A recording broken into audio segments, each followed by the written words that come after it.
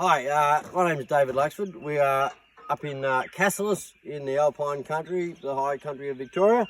What we have here is the end product of a small discovery initiated by looking for glass and bottles.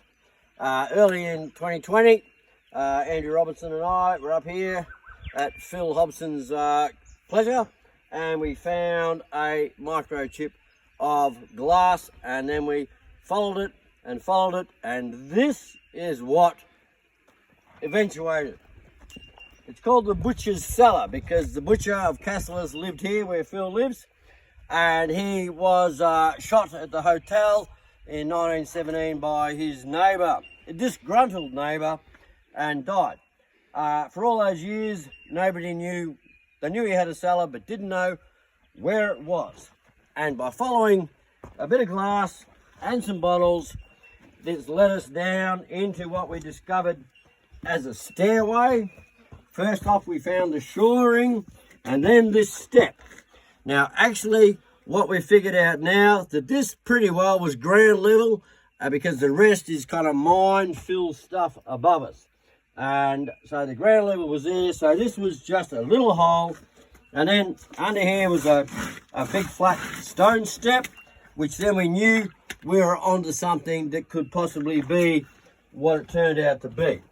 Along the way, we found X amount of bottles and bits of rubbish. So this then, we came into here, and then we found these earth shelves.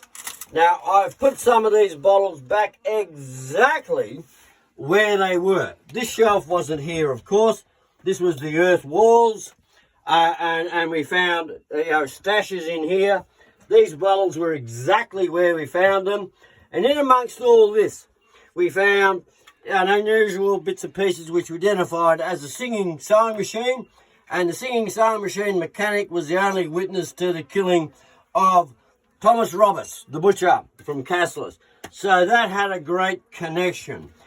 This bottom part, that's a sump we put in here because it's going to attract a bit of water. The roof and the walls, well, we put them in so we could actually, make it, because we didn't fill it back in. So they weren't there. Basically, come up to there. It must have been a very small little pokey cellar to put stuff in, whatever it was.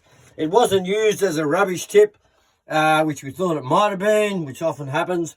But there was enough stuff there to follow down. And there you go. That's the end product. The historians of Cassilis and Omeo are absolutely thrilled, with what we've done. It's been a huge effort.